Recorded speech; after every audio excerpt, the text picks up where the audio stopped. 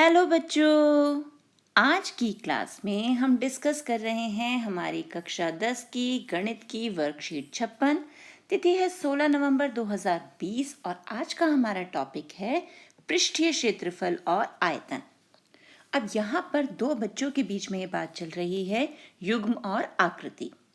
अब आकृति ने युग्म से पूछा कि मुझे सुमेधा के जन्मदिन के लिए गिफ्ट को पैक करना है, मैं कैसे पता करूं कि गिफ्ट को पैक करने के लिए मुझे कितना कागज चाहिए।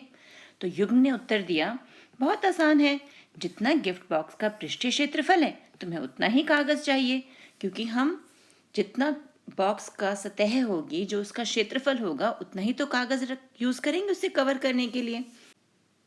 अब आकृति ने फिर युग्म से पूछा, ठीक है युग्म, मैं तुम्हें बताती हूँ कि गिफ्ट बॉक्स में किताबें हैं, क्या तुम बता सकते हो कि गिफ्ट बॉक्स में कितनी किताबें रखी हैं।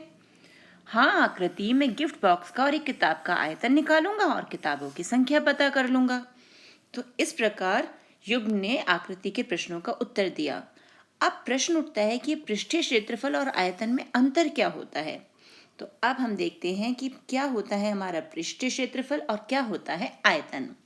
तो सबसे पहले पृष्ठीय क्षेत्रफल, किसी वस्तु या आकार की सतह का क्षेत्रफल उसका पृष्ठीय क्षेत्रफल कहलाता है। पृष्ठीय क्षेत्रफल को दो तरह से ज्ञात कर सकते हैं, एक तो होता है संपूर्ण या कुल पृष्ठीय क्षेत्रफल, यानी वस्तु में जितनी सतहें हैं उन सभी सतहों के क्षेत्रफल का योग, और वक्र पृष्ठीय क्षेत्रफल जिसमें हम वस्तु जो है या जो भी आकार है हमारा त्रिविमीय आकार, उसकी कुछ सतहों का ही क्षेत्रफल हम लेते हैं। तो यह दो विमीय मात्रक है और वर्ग इकाई में मापा जाता है, जैसे मीटर स्क्वायर, सेंटीमीटर स्क्वायर।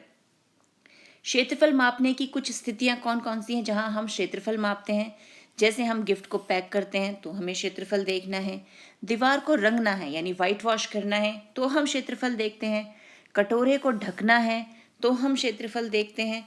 तो इस प्रकार की स्थितियों में हम क्षेत्रफल को मापते हैं। अब आयतन क्या होता है। आयतन होता है हमारा किसी ठोस वस्तु द्वारा घेरे जाने वाला स्थान, वो उस वस्तु का आयतन कहलाता है। खोखली वस्तु होगी तो यानी उस वस्तु का आयतन उस वस्तु में रखे जा सकने वाले सामान की मात्रा है, जैसे ग्लास में कितना पानी आ जाएगा, जग में हम कितना पानी भर सकते हैं, तो ये सब उनका आयतन होता है। तो खोखली वस्तु के आयतन को हम उसकी धारिता कहते हैं। यह तीन विमीय मात्रक है और घन इकाई में मापा जाता है, जैसे मीटर क्यूब और सेंटीमीटर क्यूब। आयतन मापने की स्थितियां क्या क्या हो सकती हैं, जैसे टैंक में पानी, टंकी में कितना पानी है, कटोरे में सूप की मात्रा, पैकेट में माचिसों की संख्या, या किसी बॉक्स में छोटे बॉक्स की संख्या। तो इस प्रकार की जो स्थितियां होती हैं वहां पर हम आयतन ज्ञात करते हैं। तो अब क्षेत्रफल और आयतन के बहुत सारे फॉर्मूले जो हैं हमने कक्षा 9 में पहले ही पढ़ लिए हैं, आप एक बार उन्हें रिवाइज कर लेते हैं। ये है क्यूबॉइड, क्यूबॉइड यानी हमारा घनाभ, याद आया घनाभ हमने पढ़ा था। तो घनाभ में हमारे पास एक लंबाई होती है, एक चौड़ाई होती है और एक होती है हमारी ऊंचाई। उसका आयतन होता है L गुणा B गुणा H यानी LBH।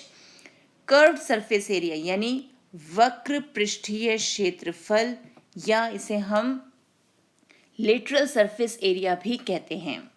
तो अब इसमें क्या है हमारे पास 2LH जमा 2BH, जिसमें से हम 2H कॉमन निकालेंगे तो L प्लस B अंदर रह जाएगा। और जब हम टोटल सरफेस एरिया यानी कुल पृष्ठीय क्षेत्रफल की बात करते हैं तो इसमें 2LH 2BH 2LB, LB यानी लंबाई गुणा चौड़ाई जो है वो भी इसमें ऐड हो जाता है, यानी ऊपर की सतह और नीचे की सतह। अगर हम कमरे से कंपेयर करें तो हमारा छत और फर्श भी इसमें जुड़ जाता है।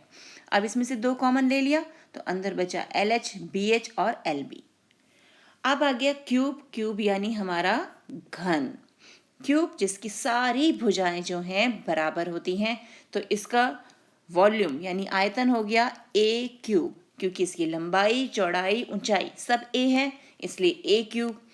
फिर आ गया हमारा वक्र पृष्ठीय क्षेत्रफल यानी 4A स्क्वायर। 4A स्क्वायर क्यों, क्योंकि हमने इसमें छत और फर्श को छोड़ दिया तो 4 दीवारें रह गई और वो हैं हमारे वर्ग के आकार की, तो क्षेत्रफल हो गया 4A स्क्वायर।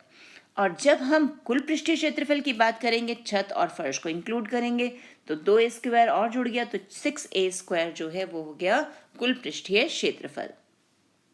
अब आ गया हमारा बेलन, राइट सर्कुलर सिलेंडर। तो बेलन में ये रहा हमारी त्रिज्या और ये है हमारी बेलन की ऊंचाई। तो इसका आयतन होता है पाई आर स्क्वायर एच और कर्व सरफेस एरिया यानी वक्र पृष्ठीय क्षेत्रफल होता है 2 पाई आर एच। और जब हम इसमें इसका ऊपर का वृत्त और नीचे का वृत्त यानी ये दो सतह और जोड़ देते हैं तो हमें मिलता है कुल पृष्ठीय क्षेत्रफल, यानी हमने दो वृत्तों का क्षेत्रफल इसमें और जोड़ दिया तो हमें मिला 2 पाई आर ब्रैकेट में एच जमा आर। अगली आकृति है हमारी right circular cone. Right circular cone यानी हमारा शंकु। तो शंकु में हमारे पास एक होती है त्रिज्या, एक होती है शंकु की ऊंचाई और एक होती है शंकु की तिर्यक ऊंचाई यानी तिरछी ऊंचाई। तो यहाँ पर शंकु का जो आयतन है वो होता है 1/3 पाई आर स्क्वायर एच यानी बेलन के आयतन का 1/3 और इसका वक्र पृष्ठीय क्षेत्रफल होता है पाई आर एल। और जब हम इसमें इसका नीचे की सतह जो वृत्त के आकार की है उसे भी जोड़ देते हैं यानी इसमें पाई आर स्क्वायर और जोड़ देते हैं तो हमारे पास कुल पृष्ठीय क्षेत्रफल आ जाता है पाई आर ब्रैकेट में एल प्लस आर। अब आ गया हमारा ये गोला। गोले का जो वॉल्यूम होता है, आयतन होता है, वो होता है 4/3 पाई आर क्यूब और इसका पृष्ठीय क्षेत्रफल भी 4 पाई आर स्क्वायर है और कुल पृष्ठीय क्षेत्रफल भी 4 पाई आर स्क्वायर है। फिर आया हमारे पास अर्धगोला यानी गोले का आधा, जैसा आपका कटोरा होता है ना उस आकार का हमारा ये है अर्धगोला। तो अब जो गोले का आधा है तो इसका जो वॉल्यूम यानी आयतन है वो भी गोले के आधा हो गया यानी 2/3 पाई आर क्यूब और वक्र पृष्ठीय क्षेत्रफल हो गया 2 पाई आर स्क्वायर यानी गोले का आधा। लेकिन जब हम इसके कुल पृष्ठीय क्षेत्रफल की बात करते हैं तो इसमें ऊपर की ये वृत्त वाली सतह भी जुड़ जाती है। तो 2 पाई आर स्क्वायर में पाई आर स्क्वायर और जुड़ जाता है तो कुल आ जाता है हमारे पास कुल पृष्ठीय क्षेत्रफल 3 पाई आर स्क्वायर। तो ये हम फॉर्मूले 9th में पहले भी कर चुके हैं और आज हमने इसे और रिवाइज कर लिया। अब देखते हैं आगे क्या है। अब है इनका उत्तर दीजिए यानी हमारे पास कुछ प्रश्न हैं जिनका हमें उत्तर देना है। तो निम्न स्थितियों को पृष्ठीय क्षेत्रफल और आयतन में नामित कीजिए कि कहाँ हम पृष्ठीय क्षेत्रफल कैलकुलेट करेंगे और कहाँ हम आयतन। अब यहाँ ग्लास में जूस भरा हुआ है तो यहाँ पृष्ठीय क्षेत्रफल देखेंगे कि आयतन। शाबाश, आयतन, क्योंकि यहाँ पर हमने सामान भरा है। जब हम सामान भरते हैं तो वो होता है हमारा आयतन। अब ये बच्चा गिफ्ट पेपर से गिफ्ट को पैक करने की कोशिश कर रहा है तो ये उसकी सतह को कवर कर रहा है यानी क्या कैलकुलेट किया जाएगा यहाँ पर पृष्ठीय क्षेत्रफल, क्योंकि उसके पृष्ठ के क्षेत्रफल को वो कवर कर रहा है। अब यहाँ दीवार पे रंग हो रहा है यानी व्हाइट वॉश हो रहा है तो यहाँ भी क्या होगा हमारा पृष्ठीय क्षेत्रफल, क्योंकि हमने देखा था ना दीवार पे रंग करना, कवर करना, ये सब पृष्ठीय क्षेत्रफल के उदाहरण हैं। अब आगे क्या आ गया, आगे है मेजपोश यानी टेबल कवर। तो टेबल का कवर भी टेबल की सतह को कवर कर रहा है तो यहाँ भी क्या आ जाएगा हमारा पृष्ठीय क्षेत्रफल, क्योंकि टेबल की कवर भी एक पृष्ठ है जिसको हम कवर कर रहे हैं। अब यहाँ क्या हो रहा है, यहाँ पर ट्रक में हम बॉक्स भर रहे हैं यानी सामान रख रहे हैं तो यहाँ पर क्या आ जाएगा हमारे पास आयतन।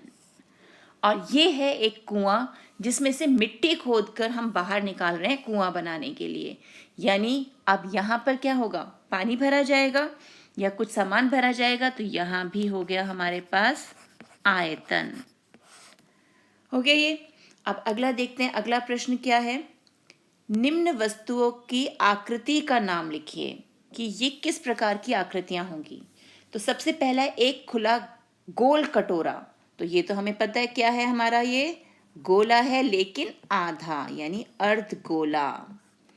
एक गोल कुआं, वो होता है हमारा बेलन के आकार का कुआं।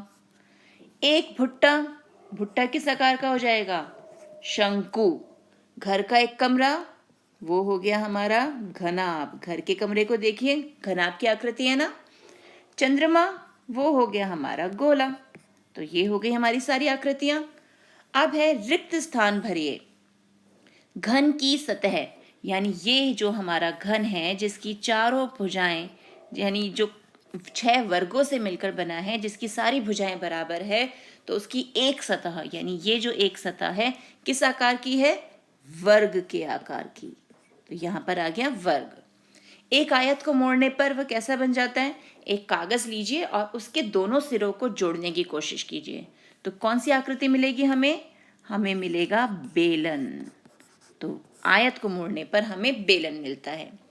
एक लंबवृत्तीय शंकु का आधार, यानी ये है हमारा शंकु, तो इसका आधार ये कौन सी आकृति का है? ये है वृत्त के आकार का। तो ये हो गया, एक लंबवृत्तीय शंकु का आधार वृत्त के आकार का होता है। हो गए ये प्रश्न भी हल।